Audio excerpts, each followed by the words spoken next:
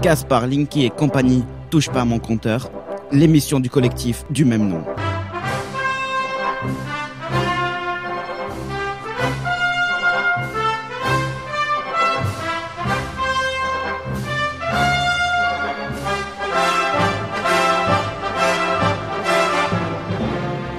Salut à toutes et à tous, bienvenue dans l'émission Touche pas à mon compteur avec Maude Bigan. Bonjour Maude. Bonjour Florian.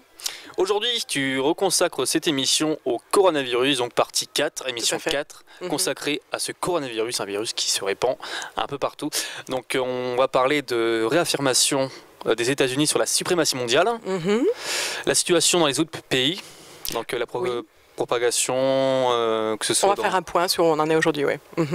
Super. Et ensuite, les chiffres bas qui ne collent pas. Oui, mais ça, effectivement, on en a déjà parlé, mais on va essayer de faire une synthèse, en fait, sur le coronavirus aujourd'hui, en 20 minutes. Voilà, le challenge renouvelé. Donc, cette émission qu'on enregistre donc aujourd'hui, le 27 février, donc, puisqu'il y a une telle actualité qui évolue rapidement sur ce sujet que je voudrais que nos auditeurs sachent un petit peu où on en est. C'est un virus qui, donc, actuellement est en train de se diffuser un peu partout. Actuellement, si on fait un petit listing, on a évidemment des cas en Chine, on en a en Corée, beaucoup. Au Japon, de plus en plus. Au Vietnam, on a déjà des parties du pays qui sont en quarantaine. Ensuite, en Iran, vous le savez, on va en reparler. En Italie, bien sûr. En France, en Allemagne, en Espagne, en Grèce, en Finlande, en Norvège, en Croatie, en Suisse, en Autriche, en Macédoine. Également, du côté du Moyen-Orient, vous savez qu'autour de l'Iran, dont certains pays ont fermé la frontière, en particulier l'Irak, mais vous avez le Liban, le Koweït, le Bahreïn et donc l'Irak qui sont également touchés, le Pakistan. Le Brésil qui vient d'annoncer un premier cas qui d'ailleurs venait en avion de Paris. Voilà. Sachant qu'on a des cas, par exemple un cas en Suisse ou un cas en Autriche, ce sont soit des personnes italiennes qui sont venues dans ces pays, soit quelqu'un qui était en voyage en Italie et qui en est venu. Voilà. Donc si vous voulez, de toute façon, ce virus est en train de se répandre comme une traînée de poudre. Maintenant, à chaque fois, on nous mentionne que 1 cas, 2 cas, 10 cas, 20 cas, et puis on nous dit 1 mort, 2 morts, 3 morts. Bon, là, il y a des choses qui collent pas, comme on va le voir. Les pays les plus répandus, les plus touchés, mis à part la Chine, c'est la Corée. La Corée, voilà, la Corée. Et bon, l'Iran qui commence, le Japon aussi, etc. Bien sûr, le problème, il est là, c'est qu'on assiste à une sorte de schizophrénie importante entre des chiffres qui sont apparemment bas, si on compare cela à notamment la grippe, les chiffres de la grippe. On ne comprend pas l'affolement médiatique et politique si on se fie aux chiffres qui nous sont donnés. Je compatis pour les personnes qui ne peuvent pas chercher d'informations ailleurs que dans le 20h ou des sites souvent franco-français qui filtrent vraiment énormément les informations qu'il y a à l'extérieur. On a déjà évoqué dans l'émission d'il y a 3 semaines, donc Coronavirus 1, on pourrait dire, l'incohérence qu'il y a au niveau des chiffres qui sont donnés par rapport au niveau d'affolement qui semble exister chez les politiques et au niveau médiatique.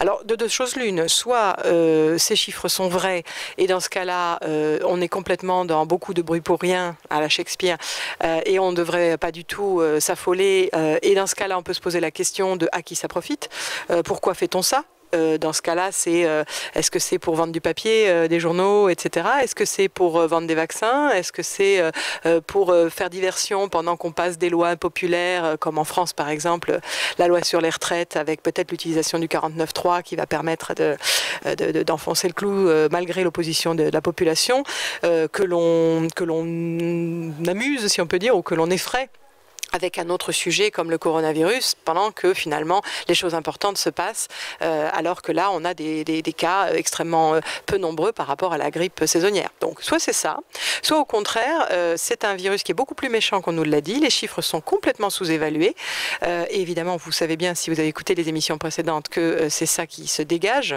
en tout cas c'est ça que je pense, c'est clair, mais quand on voit les témoignages venant de Chine, les témoignages y compris de mise en quarantaine dans d'autres endroits endroits, en Corée du Sud, au Vietnam, vous avez aussi des usines qui ferment, et puis vous avez cet énorme impact sur l'économie chinoise que, évidemment, ils n'auraient pas décidé pour si peu de morts. Rappelez-vous, on avait fait un petit comparatif avec les nombres de morts en France. 2000 personnes par an de la grippe saisonnière, c'est un minimum pour 60 millions de personnes.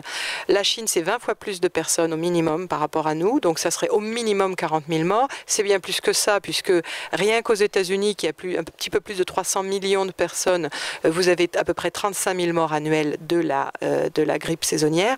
Donc pour une population de 1,4 milliard de Chinois, vous imaginez bien que vous avez, je ne sais pas, 40 000, c'est très très très basique. Vous avez peut-être 100 000 morts de la grippe par an en Chine. Donc faire tout ce bruit, entre guillemets, et toute cet impact au niveau de leur économie pour 1000 morts, 2000 morts, 3000 morts, c'est ridicule. Donc évidemment que ça n'est pas ça. Et évidemment que cette omerta un peu partout dans le monde est complètement louche. On peut se poser la question de pourquoi nos gouvernements jouent ce jeu-là, en fait. Et jusqu'au niveau des médias qui finalement ont visiblement pour ordre de donner la réalité des chiffres absolument officiels sans les questionner, quoique ça commence. Vous aviez par exemple deux émissions là que j'ai regardées, une émission sur CNews mardi soir et une émission, donc ça c'était l'heure des pros le soir, et puis vous aviez une émission aussi du téléphone Somme sur France Inter là lundi soir. Alors l'émission du téléphone Somme justement était complètement schizophrénique parce que vous avez des personnes qui écoutaient un virologue de l'Institut Pasteur leur dire à la fois qu'on risquait la pandémie mondiale, attention, attention, et quand une personne faisait le parallèle avec les chiffres de la grippe, le spécialiste nous disait oui, mais bon, en gros, c'est un virus qui fait peur parce qu'il vient d'un pays exotique et qu'il est nouveau. Donc ça a l'air de dire, on n'a pas de raison de s'affoler, c'est simplement qu'on ne le connaît pas et que... On n'a pas les moyens de le contrôler pour l'instant. Oui, mais c'est-à-dire qu'on ne le connaît pas et qu'il est exotique, mais si on se fie aux chiffres que l'on a, on ne devrait pas s'affoler. Dans ce cas-là, pourquoi parler de pandémie et commencer à affoler les gens? Deuxièmement, il y avait des choses complètement surréalistes du genre, en Italie, les cas sont... il y a eu beaucoup de cas qui sont passés inaperçus et c'est pour ça qu'on a une explosion de cas tout d'un coup, parce qu'ils étaient asymptomatiques, donc ils étaient sans symptômes, mais nous en France ça ne peut pas arriver parce que nous on a suivi en détail toutes les chaînes de propagation et donc nous on n'a pas de cas asymptomatiques en France, tu vois. Nous on est bien meilleurs que les autres, quoi. Donc dans une situation comme ça on a l'impression d'un aveuglement terrible qui était souligné d'ailleurs par Monsieur Pro, donc dans l'heure des pros l'émission de CNews dont je vous parlais. Parce qu'effectivement, il s'insurgeait de cette incohérence apparente, complète, entre l'idée que pour des personnes, par exemple, des familles qui reviennent d'Italie, on met les enfants, on leur demande de ne pas retourner à l'école, on fait un suivi, etc. Et parallèlement, on autorise donc ce fameux match de foot à Lyon avec 3000 supporters de la Juventus de Turin qui viennent, malgré d'ailleurs l'avis contraire de la mairesse et des habitants de Dessines, la petite commune sur laquelle est situé le stade. Et donc, effectivement, on est dans une schizophrénie absolument complète. Alors, évidemment, sachant que les chiffres sont complètement faux et que le virus paraît bien plus méchant que ça, on peut quand même supposer que nos gouvernants sont au courant.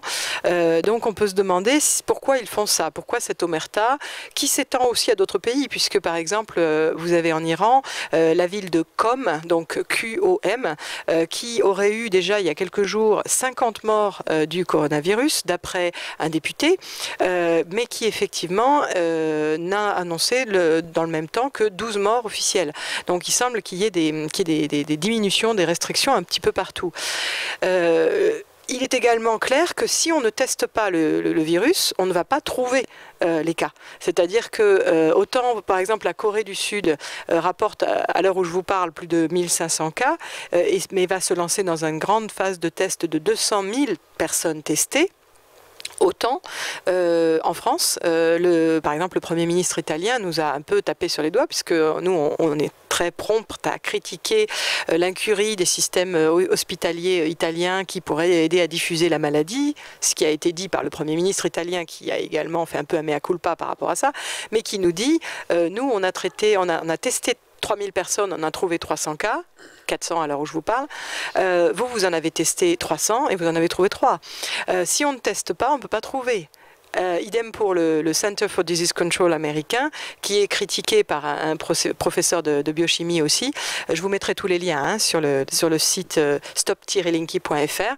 Eh bien, vous avez effectivement 400 tests seulement qui ont été réalisés aux États-Unis au moment où je vous parle. Donc, évidemment, si on prend pas, enfin, si vous voulez, on casse le thermomètre, ou si on prend pas la température, on peut pas savoir s'il fait chaud ou pas, ou si, ce que tu veux on a de dire, la c'est qu'il fièvre ou pas. pourrait y avoir de nombreux cas qui n'ont pas encore été détectés. Complètement, complètement. D'ailleurs, le patient français qui est arrivé à l'hôpital et qui est mort peu de temps après était quelqu'un qui était déjà dans un état très avancé. Dans un pays où on ne soupçonne pas que les choses sont déjà là, eh bien, on peut laisser faire sans aucun problème. Et finalement, quand on réalise, c'est peut-être un peu trop tard pour faire quelque chose. Mais peuvent-ils réellement faire quelque chose? Est-ce que c'est pour ça que, pour le moment, c'est surtout, on évite d'affoler la population parce qu'on n'a pas de solution? En pratique, il n'aide pas à traiter le virus, sauf, figurez-vous, on y reviendra dans une prochaine émission sur tout ce qui est armes biologiques, mais figurez-vous que des médecins, en particulier en Chine, ont réussi à se traiter avec succès grâce à des médicaments anti-sidéens, si tu veux, ou non pas sidéens, mais anti-sida, je ne sais pas comment tu peux dire, parce qu'effectivement, on a trouvé, et j'en ai déjà parlé, une inclusion qui ressemble à celle que l'on trouve dans le cadre du syndrome du virus du sida, dans le génome, si tu veux, du coronavirus, nouvelle version. Là. Quelque chose qui est une mutation tout à fait étrange et qui facilite son entrée dans les parois des cellules, en particulier grâce à une protéine humaine qui est la ACE2 et qui serait beaucoup plus présente, figure-toi, chez les fumeurs aussi. Donc cette protéine beaucoup plus présente chez les fumeurs expliquerait aussi peut-être pourquoi le nombre de cas en Chine est très très important parmi les hommes qui fument majoritairement beaucoup plus que les femmes, et donc, par rapport aux enfants, si tu veux, qui sont effectivement beaucoup moins fumeurs. Et ce nombre de récepteurs à virus, donc ce nombre de récepteurs fonctionnant avec la protéine dont je viens de vous parler, serait multiplié chez les fumeurs. Et donc les fumeurs seraient beaucoup plus prompts à être contaminés. Voilà. Alors, il faut voir quand même une chose aussi, c'est que si ces chiffres sont vrais, la question qui se pose tout simplement, c'est pas grave d'être contaminé, c'est pas grave si le virus n'est pas problématique. Je veux dire, je suis certaine qu'au niveau mondial, on a énormément de gens qui sont contaminés tous les ans par des rhumes classiques, des grippes aussi, et qui s'en remettent absolument correctement. Donc pourquoi on s'affole? Si on s'affole et si on condamne l'économie d'un certain nombre de pays, en particulier de la Chine, qui a un impact énorme sur toutes les chaînes d'approvisionnement au niveau mondial et qui va donc créer une onde de choc terrible au niveau économique et financier, au niveau de l'emploi, au niveau peut-être d'entreprises avec de nombreuses faillites, etc., eh bien, ce n'est pas pour rien. Donc, ils ne réagiraient pas pour si peu de cas. S'ils le font, c'est que finalement, il est beaucoup plus létal que ce qu'on dit, ce virus. Voilà. Alors, comprendre un petit peu ce qui se passe. Si on ne sait pas quoi faire, on évite que les gens s'affolent, on évite que les gens se précipitent pour aller faire des courses de nourriture, parce que si on met en place une quarantaine, vous imaginez bien combien d'entre vous ont de quoi tenir plus de quelques jours chez eux. Réfléchissez-y. La quarantaine a des effets complètement pervers. C'est d'ailleurs pour ça que le Japon, qui commence à avoir pas mal de cas, ne veut pas tester, ne veut pas, si tu veux, quarantainiser, je ne sais pas, mettre en quarantaine les gens. Ça ne va être une politique qu'ils n'adopteront pas. Ils préfèrent dire que les personnes qui ont des symptômes légers doivent rester chez eux et que viennent à l'hôpital que les personnes qui ont des symptômes très importants et qu'ils ne feront pas les tests, ne serait-ce que des personnes qui auraient pu être en contact avec les gens qui ont été libérés de ce fameux paquebot. Vous savez, le paquebot Diamond Princess, là, qui était donc stationné à côté de Yokohama et qui a été donc l'objet d'une évacuation il y a quelques jours. Évacuation qui a donné lieu, ne serait-ce par exemple que pour les 300 rapatriés américains, à déjà plus de 45 cas qui sont trouvés aux États-Unis. Donc on est très très sûr que parmi tous les évacués, il y avait des gens qui étaient déjà porteurs du virus et qui ont contaminé d'autres personnes. Eh bien le Japon ne veut pas commencer à tester toutes les personnes avec qui ces rapatriés ont pu être en contact, parce que ils se disent que déjà ça dépasserait les capacités de leur système de santé. Donc, il considère, comme d'ailleurs un professeur de Harvard, dont je vous mettrai le lien aussi sur stop-linky.fr, que effectivement vous avez 40 à 70% de la population mondiale qui va être exposée, qui va attraper ce virus. Toute la question est comment y résister, comment booster son système, comment résister à un niveau d'une nation, d'une société et peut-être à l'international, et comment résister individuellement. Au niveau d'une nation, il semble très clair que la quarantaine n'est pas une option, n'est pas une bonne solution. Je sais que c'est quelque chose qu'on a utilisé de tout temps pour la peste, pour le choléra, pour les typhus, pour plein de choses. Mais en pratique, si vous regardez ce qui se passe, la Chine, avec toutes ses méthodes autoritaires et autres, n'a pas réussi à endiguer le phénomène qui se développe à l'international. Donc de toute façon, même si on met en place des processus autoritaires pour contrôler la chose, ça ne marche pas. Alors est-ce que ça réduit? Peut-être, mais le problème c'est que très très rapidement, si ça dépasse 1 ou 2 semaines, on arrive à des problèmes systémiques majeurs. C'est-à-dire que vous avez une économie qui crache, tout simplement, vous n'avez plus d'approvisionnement, de nourriture, vous n'avez plus de poubelles ramassées, donc vous commencez à avoir des villes qui ressemblent à des poubelles et qui vont derrière avoir évidemment des tas de problèmes sanitaires qui vont se développer. Vous avez des gens coincés chez eux qui ont généralement pas assez à manger, des fois des processus qui sont des processus hallucinants où on met des barres de fer à l'entrée des immeubles et on soude cela, on empêche les gens de sortir. Donc vous imaginez bien que ces gens-là, on va pas nécessairement les ravitailler en nourriture parce que justement on évite les contacts avec eux. Donc on les laisse là et on ne compte pas ces morts-là et on les laisse mourir. Soyons clairs, quand on dit qu'on a très peu d'enfants morts ou atteints par ces symptômes, mais quid des familles qui sont enfermées comme ça? On ne va pas aller voir si les parents sont morts et si les enfants sont laissés à eux-mêmes. On ne va pas nécessairement voir s'ils ont tout ce qu'il faut pour manger. Donc, quand on a ce genre de situation, on sait qu'on va avoir énormément de cas secondaires. Les hôpitaux étant complètement submergés, ça devient aussi impossible de soigner les gens pour des choses secondaires. Les entreprises n'ayant plus de gens pour travailler, le pays s'écroule économiquement, mais rappelez-vous que la Chine est aussi un des principaux fabricants de médicaments au monde. Donc, que ce soit pour le marché chinois ou pour le marché mondial, on a ensuite des pénuries de médicaments qui entraînent de graves problèmes aussi sur la santé des autres personnes. Quant aux personnes qui ont peut-être fait des courses, ils ont fait des courses généralement de produits qui sont des produits industriels, des produits sous vide, des produits en conserve, des produits qui, d'un point de vue de vitamines, sont morts, quoi. Et donc, vous forcez les gens à être claquemurés à l'intérieur, sans soleil, sans vitamine D, qui est crucial, essentiel, la vitamine D et le soleil pour pouvoir se défendre, pour pouvoir booster son système immunitaire. Donc vous les nourrissez avec des choses mortes ou vous les nourrissez plus, vous les enfermez, vous empêchez que quand il y a des gens qui sont morts à l'intérieur, il y a une solidarité qui puisse notamment se prendre en charge pour les personnes, par exemple les enfants, qui restent potentiellement. Et puis, vous les gazez, parce que clairement, en Chine, ils ont développé si tu veux, des sprays systématiques des lieux publics et des rues. J'ai des vidéos hallucinantes où on voit des énormes rues avec 5 camions d'affilée qui envoient des sortes de fumigènes dans la rue en hauteur. Et vous gazez les gens parce que vous imaginez, ces produits-là sont toxiques. Il y a d'ailleurs été rapporté de nombreuses morts d'animaux de compagnie suite à ce genre de pulvérisation dans les lieux publics et dans les rues. Donc vous avez, et certainement qu'il y a pas que les animaux de compagnie qui meurent, mais pour les autres on dit ils sont morts du coronavirus.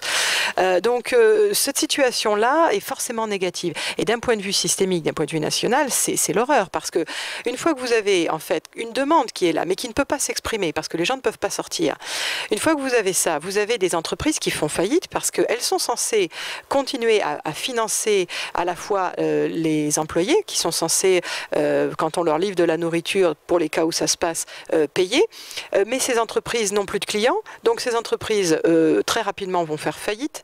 Il y a plusieurs articles qui montrent par exemple que les entreprises en Chine, les entreprises à Hong Kong, les entreprises à Singapour sont particulièrement menacées.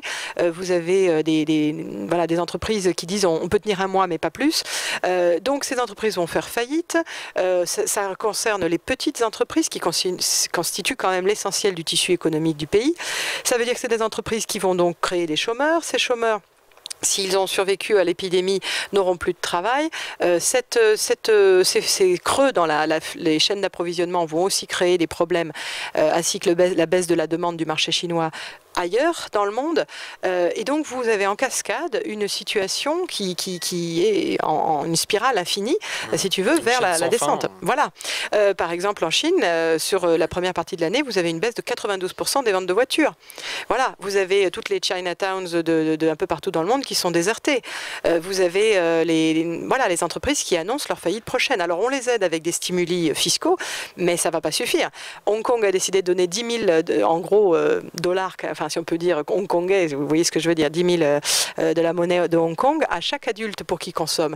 Il n'y a pas de quoi consommer. Donc, il va y avoir des prix qui vont s'envoler et c'est tout. Et les entreprises vont quand même faire faillite. Donc, on est dans une situation où la quarantaine n'est pas une option. Boostez votre système immunitaire. Mettez-vous au soleil le plus possible. Prenez de la vitamine D. Prenez de la vitamine C naturelle. Évitez tout ce qui est immunosuppresseur, le sucre, les produits laitiers. Limitez la viande. Prenez des choses saines. Achetez des graines germées. Si jamais vous êtes en quarantaine, vous les ferez germer, vous aurez des vitamines. Faites des réserves, sans panique, mais voilà, agissez, protégez-vous. Mais empêcher le virus de vous atteindre ne pourra pas vraiment se passer. Par contre, soyez prêts pour une quarantaine. Merci beaucoup, Maud. Au revoir.